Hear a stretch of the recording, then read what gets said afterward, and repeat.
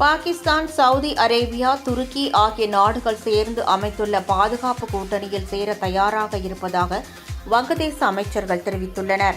இதுகுறித்து வங்கதேச வெளியுறவுத்துறை இணை அமைச்சர் ஹுமாயூன் கபீர் கூறுகையில், வங்கதேசத்தின் சொந்த நலன்கள், மாறிவரும் உலக பொருளாதார வர்த்தக சூழல் ஆகியவற்றை கருத்தில் கொண்டு சவுதி அரேபியா, பாகிஸ்தான், துருக்கி ஆகியவை கூட்டாக ஏற்படுத்தியுள்ள பொருளாதார அல்லது பாதுகாப்பு கூட்டணியில் சேருவதற்கு வாய்ப்புள்ளது என்றார்.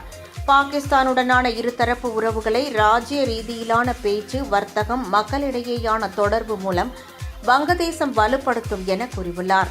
வங்கதேச வெளியுறவுத்துறை விவகாரங்களுக்கான மற்றொரு இணையமைச்சரான ஷாமா ஒபேத் இஸ்லாம் கூறுகையில், பாகிஸ்தான், சவுதி அரேபியா, துருக்கி ஆகிய நாடுகளின் பாதுகாப்பு ஒப்பந்தத்தில் சேரும் விவகாரத்தில் வங்கதேசத்தின் தேச நலன்கள், பொதுமக்களின் நலன்கள் பாதுகாக்கப்படும் என தெரிவித்துள்ளார்.